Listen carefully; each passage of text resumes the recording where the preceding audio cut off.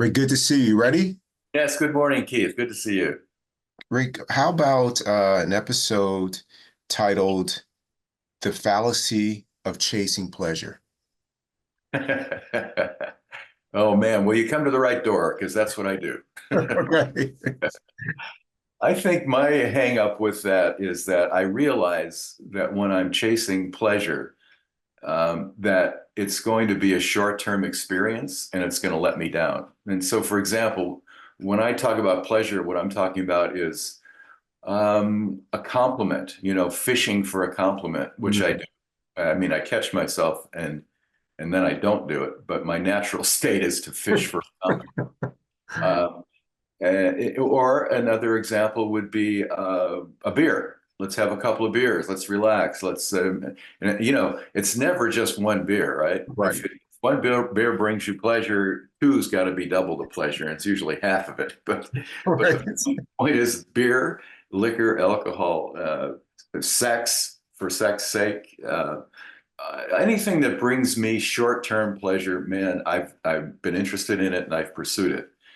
What I realized after after so many years, boy, I'm a blockhead. It took me forever to figure this. I realized that chasing pleasure does bring me pleasure, but it doesn't bring me what I would call long-term satisfaction. Mm, Long-term satisfaction. That comes from gratitude and discipline and understanding your path in life. So, because this short-term pleasure doesn't bring me satisfaction that lasts long, what I realized is I had to keep chasing it. mhm. So I was on this loop, right? You have the pleasure, it feels great, there's a big high, and oh, wait, there's no more pleasure. And this is kind of painful. Oh, I gotta go get some more pleasure. I gotta go up and find, there's some pleasure. Oh yeah, that beer feels great. I really like that. And boy, they love my outfit today. Oh no, nobody's talking to me. I'm not feeling pleasure. I got all this work to do. And so the circle was all about this chasing pleasure, experiencing it on a short-term basis, and then feeling empty because that loop was completed, but nothing happened. There was no long-term satisfaction. So what I realized with the practice is what you're really focusing on is long-term Yeah. satisfaction, fitness, a way of looking at life that involves gratitude, open-heartedness, joy, compassion for other people. That's a path that creates long-term satisfaction. Wow. And so when I got onto that um, idea, it made it a lot easier for me to understand that chasing pleasure was just a fool's game and that it wasn't going to bring me what I wanted on my path. I mean, it's okay to do it, and I still do it every once in a while. I still do it, but I'm on a path that's completely different. That's not about chasing pleasure. It's about long-term life satisfaction.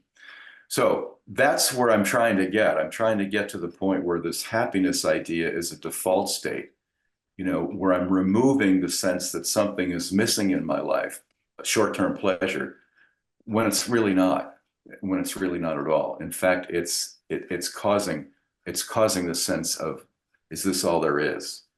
And Right. that's a cynical death spiral in my judgment. So that's all I got to say on it, man. What are your thoughts?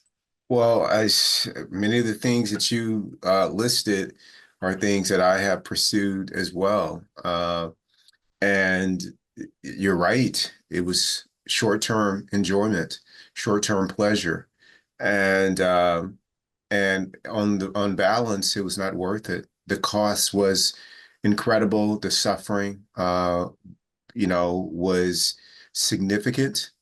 And what I'm struck by as you were talking was that all the pursuit or the chasing of pleasure, the fallacy of it is dependent on things outside of me. Mm, It's all external things. And the things that I cultivate within, those are the ones that are long lasting, that long lasting satisfaction that you mentioned. So, for example, something trivial like knowing that the best thing for me on the next day is to get a great night of sleep. the Mhm. pleasure of watching TV or being on social media or on the internet well past my bedtime, in the moment feels great. I'm getting some endorphins or, kicked in, but the cost of that is right around the corner the next morning. And I'm not a coffee drinker. So if you're a coffee drinker, imagine making that choice and there's no coffee in the house the next morning. Good luck with that. And good luck with all the people around you because you can't get that, you can't get that coffee to take the edge off. So I think about that, the cost of that, as well as all the other things, you mentioned sex and for me it was a lot of dating. I mean, the cost of that. I mean, it was short-term pleasure, but I was always looking over my shoulder. I mean, about will I get found out or will I get caught, man? That's a hard way to live, man, for that short-term, pleasure that you get from that kind of behavior. And then, of course, for a lot of people, it's alcohol or it's food. Choices that don't support what you say you want. And even if you don't say what you want, that don't support optimal health. The short term, the cost of that is significant. It may not be immediate for some people, but it's significant when it's all said and done. But everything, all of that, the feeling that a person is pursuing is external. But when you do a practice and dedicate yourself to mastery of self, when you dedicate yourself of letting go of all the things that you need outside to feel good inside, that's a game changer. Yeah. Man, the work on myself, Rick, has been so rewarding. I mean, instead of needing things to be a certain way for me to be okay, I mean, because that is limiting. And the likelihood of things being a certain way that you need them to be is so unlikely. You might get lucky every once in a while, but it's very unlikely. But to be a person who works on yourself to where you don't need anything to be a certain way to be okay. Whew, the whole world opens up to you. Yeah, All the possibilities. that's right. Oh, yeah, I'm going here. Oh, we planned something outside. It's raining. Cool. It's raining, you know? And you are a great example of that when you travel. You don't book a return flight. You don't have your hotel worked out. You only got a card and a few euros, and you're off. And whatever unfolds in life, you're like, this is the experience I'm having right now. Might as well enjoy it. And that is beautiful, Rick. So your example has been great. And I really like this idea of, the fallacy of chasing pleasure. Unfortunately, I've been busy letting that go. So you want to add anything else or?